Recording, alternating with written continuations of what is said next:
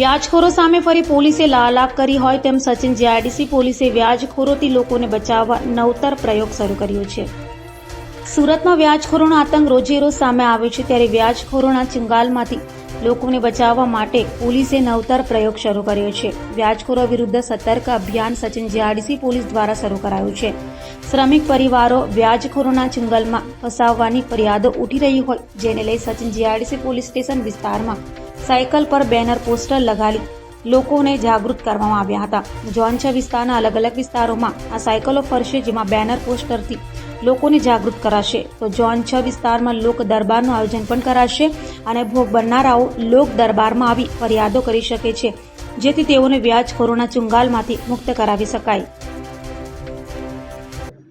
જરૂરિયાતમંદ નાગરિકો એમની જરૂરિયાતને પહોંચી વળવા માટે કેટલીક વખત વ્યાજે નાણાં લેતા હોય છે। આ જરૂરિયાતમંદો કેટલીક વખતે નાણાં લેતા વખતે અમુક જે વ્યાજખોર હોય છે કે જે ગેરકાયદેસર વ્યાજની પ્રવૃત્તિ સાથે સંકળાયેલા હોય છે, કે જેઓ રજિસ્ટ્રેશન વગરના અને અમુક ઊંચા દરે વ્યાજ વસૂલતા હોય છે અને બળજબરીથી અમુક મિલકત અથવા તો વ્યાજ અને મુદ્દલ કઢાવતા હોય છે। તો એમના વિરુદ્ધમાં કાયદેસર કાર્યવાહી કરવા માટે સરકારશ્રી તરફથી અવારનવાર પોલીસ વિભાગને જરૂરી સૂચનાઓ આપવામાં આવતી હોય છે। એ અનુસંધાને ગુજરાતના ડીજી સાહેબ તરફથી હાલમાં 21/6/2024થી 31/7/2024 સુધીના સમયગાળા દરમિયાન એક સ્પેશિયલ ડ્રાઈવનું આયોજન કરવાનું તમામ જિલ્લા શહેરમાં સૂચના આપવામાં આવેલી છે।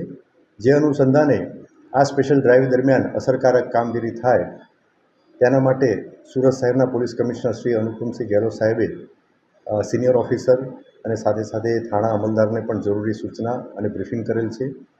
જે અનુસંધાને આજરોજ ઝોન 6ના નાયબ પોલીસ કમિશનર શ્રી રાજેશ પરમાર સાહેબની સૂચના અન્વયે આઈ ડિવિઝનના સચિન જીઆઈડીસી પોલીસ સ્ટેશનમાં એક ટ્રાયસિકલ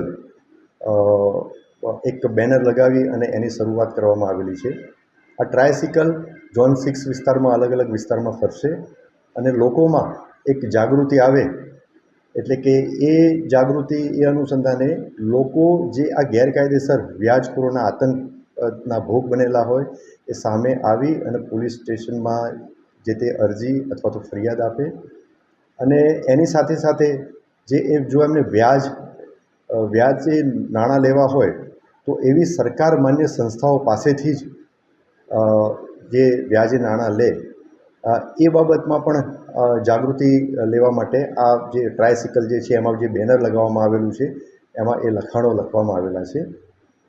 લોકોમાં જાગૃતિ આવે એના માટે થોડા જ ટૂંક સમયમાં જ એક ઝોન 6માં એક લોક દરબારનું આયોજન પણ કરવામાં આવનાર છે।